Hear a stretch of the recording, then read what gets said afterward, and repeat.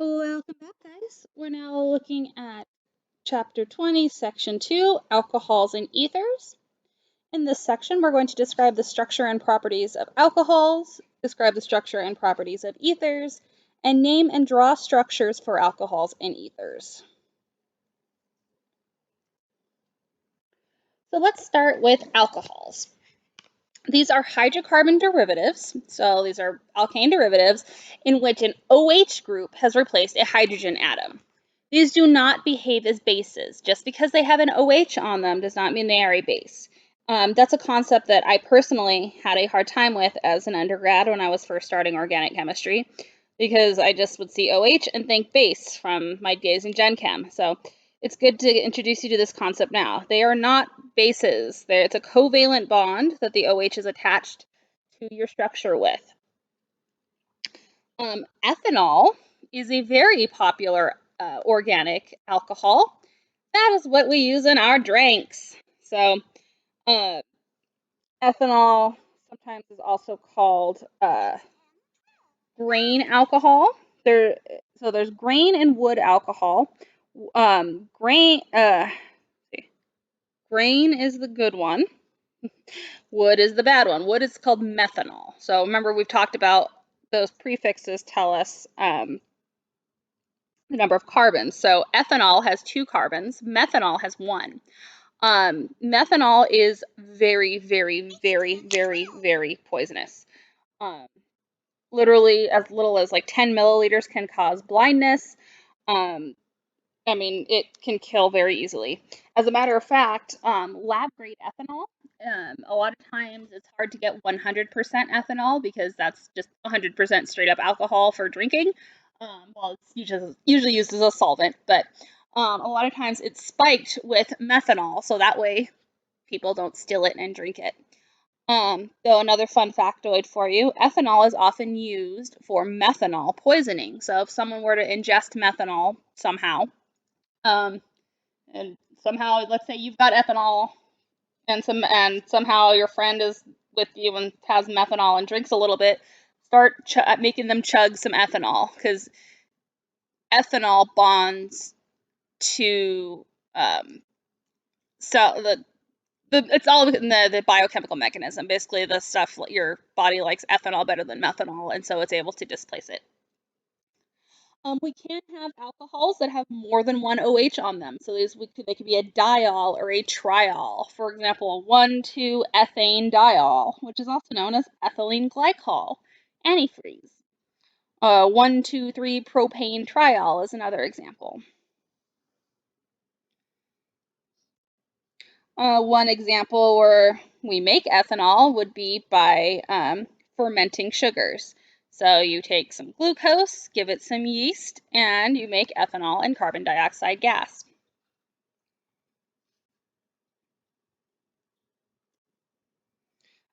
Large quantities of ethanol are made by adding water across the double bond. So you take water, which we could write as HOH, give it some acid as a catalyst. One of the carbons gets a hydrogen, the other gets an OH, and then you make ethanol. These are a couple examples of alcohols with more than one OH. So on the left, 1,2-ethane diol, which is ethylene glycol. So 1,2 telling us carbons 1 and 2 have an OH, and then that di here, diol, telling us there's two OHs. And 1,2,3 propane triol. Another name for this, which you will probably recognize, is glycerin. So there's glycerin soaps. It's also used as a solvent for cosmetics and medicines. The way we name alcohols, it's derived from the hydrocarbon chain. So if you have whatever the alkane name is, you get rid of the E from the alkane name and replace it with OL to mean alcohol. And then you need to number the carbon that has the OH on it when you have 3 or more carbons. So an example would be 2-propanol. So we see propan, so that tells us 3 carbons. propanol tells us we have an OH somewhere. We see the 2 telling us it's on carbon 2. And then we can just fill in our H's. We could also have 1 propanol. So that's why starting at 3 carbons, we have to specify where the OH is. Here's an example. We want to name this alcohol. And so we see we have 1, 2, 3, 4, 5 carbons in our main chain. So that means we have a pentane, pentan, and we have an OH, which means it's pentanol. Now notice we don't get rid of the full ANE from the alkane, and this is because you actually can have double bonds. Another thing actually I want to specify really quick is in 2013, the IUPAC actually started with new nomenclature guidelines, but we're not even worrying about that. We're going just by the old IUPAC for this class. It's possible when you move on to OChem that'll change, but I just want to specify that. Anyway, so we have pentanol, and then carbon 1, carbon 2. So this is 2-pentanol. Here's another example. So remember, our first step is to figure out our longest carbon chain. So we have 1, 2, 3, 4, 5. 1, 2, 3, 4, 5. So, okay, 5 carbons in our chain. So we have a pentan. Those are all single bonds, and a pentanol since we have an OH. So carbon 1 then should be this guy, and then carbon 2 is the one that has the stuff coming off of it. So this is a 2-pentanol, since that's where the alcohol is. Okay, so we have the number for the carbon comes right before the name where the alcohol is. That way we say, okay, this is an alcohol, and the alcohol is on carbon 2. And then we have a methyl group coming off of carbon 2. So this is also now 2-methyl. So this is 2-methyl, 2-pentanol.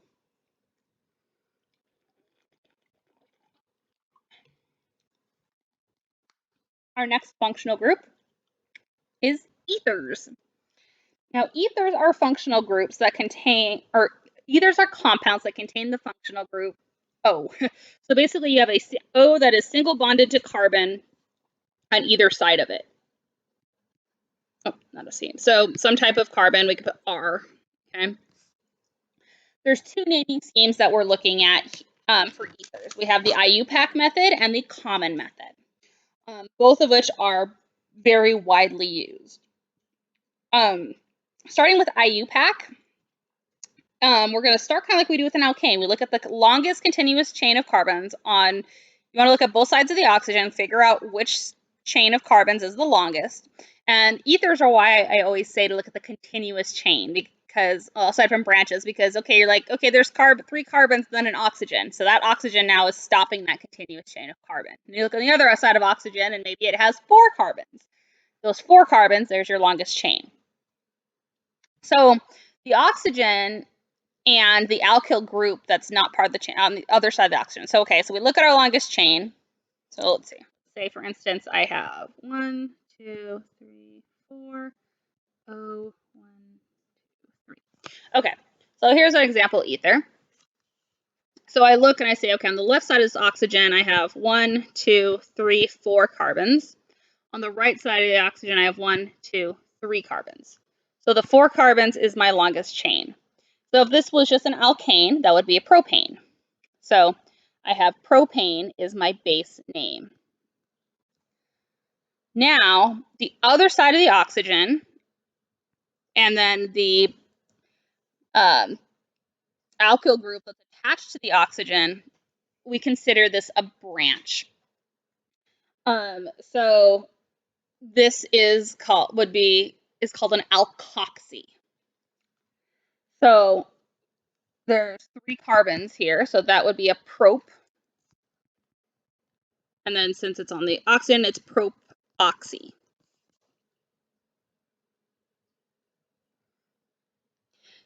Now, you also need to number the carbon that the alkoxy group is coming off of when you have more than 3 carbons. So in this case, this is carbon 1, 2, 3, 4. Okay, this carbon here is still considered the end of the chain. I know that seems weird, but it's still considered a chain, and that's where it's coming off of. That's the end of the chain. Think of it if it was like an OH, right? That would be 1 propanol or something. So this is 1, oops, sorry, not propane, this is butane. I've always done that since I was an undergrad, butane.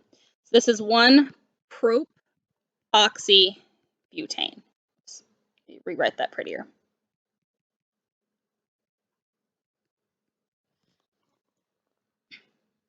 So just some other examples, you could have a methoxy ethane, a 1-ethoxy propane.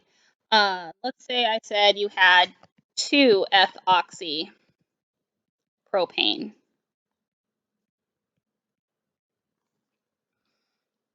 So when we see ethoxy, so we see ethoxy and we see propane. So let's start with the propane. I'm going to put it on the right side this time. So we have 1, 2, 3 carbons. Oops, let me go over 1, 2, 3 carbons, and we see carbon 2 has the ethoxy. So that means on carbon 2 we have the oxygen and then an ethyl group, ethoxy. So that would be 2-ethoxypropane. So you can have these ethers coming off as a branch like that. So that's the IUPAC method. And now we have the common method of naming ethers. So you start by looking at each side of the oxygen, and you name the 2 alkyl groups that are on each side of it in alphabetical order, and then you end the name with ether. So you have ether as a separate word. So for instance, at the 1-propoxybutane, we would look at, we notice that we have a butyl, so we have a butyl and we have a propyl. So that would be butyl, propyl, ether.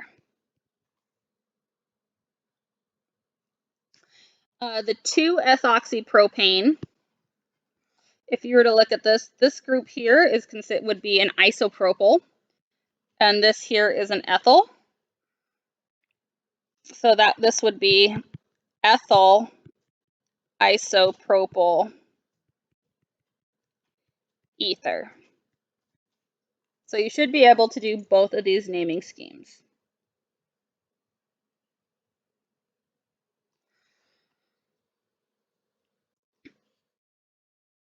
This is an example of an ether. This one, so let's start by naming this with its IUPAC name. So we see we have an ethane as our longest chain. And then we have this methoxy. So this is methoxyethane. We don't need to say 1-methoxyethane because there's only 2 carbons there, so it's going to have to be on carbon 1 no matter what. Now its common name, we have a methyl and an ethyl, ABC order. So this is ethyl, methyl, ether. Just had a funny memory. So I had students who told me that, the ethyl group makes them think of like a little old lady. So there's a little picture for you. So ethyl, methyl, ether, think of 2 cute little old ladies knitting, and they have a little ball of yarn for the oxygen between them. I can't draw yarn, but there you go. There's your yarn. And these are their knitting needles. I think I'm a little sleep deprived. I took on a critical care neonatal kitten who has to feed around the clock, so I'm a little sleep deprived. Anyway, let's look at an example. We want to provide the IUPAC and the common name for the ether shown here. So let's start with IUPAC. When we look on either side of the oxygen, we see there's 2 carbon groups, so it doesn't matter which side we want to go with. So we have an ethane. And then we have an ethane for our chain, and then an ethoxy as our branch. Ethoxyethane. And then for common, we have 2 ethyl groups. So we have 2 little old ladies. So we have a diethyl ether.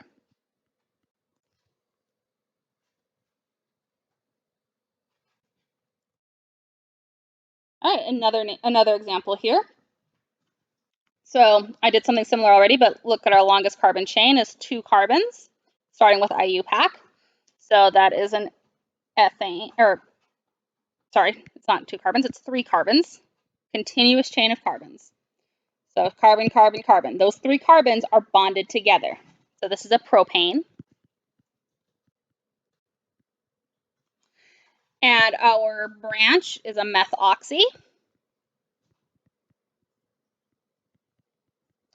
And it's on carbon 2. So we have 2-methoxypropane. And then our common name, we have an isopropyl group and a methyl group. So this is isopropyl, methyl, ether.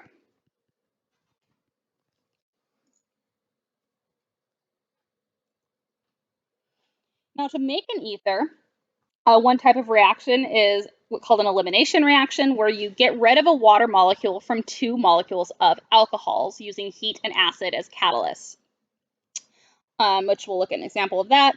And then just some little tidbits, diethyl ether that we looked at in an example actually used to be used as an anesthetic. It used to just be, sometimes it's just referred to as ether. So if someone talks about ether, it's diethyl ether they're talking about. Diethyl ether nowadays is, and other ethers are commonly used as solvents for gums, fats, waxes, and resins. Another example of ether is MTBE, or tert-butyl or tertiary butyl methyl ether. It's used as a gasoline additive. And just to kind of specify, oh, never mind. Oh yeah, the reason that the tert-butyl comes first before methyl is because the tertiary doesn't count, so we just look at the butyl. Okay. So here's an example of a reaction. You take 2 alcohols. So if you're given 2 alcohols, it's helpful to redraw one of that, draw it so that both of the OH groups are facing each other. To me, it's the same molecule, just drawn from a different perspective. And you have an ether linkage. So the hydrogen from one of the alcohols and the OH from the other alcohol group up and take off as water. And then the oxygen that's left over links up with the carbon from the other, and you make your ether linkage. This can be any 2 alcohols. So it doesn't matter what 2 alcohols it is. They don't have to be identical.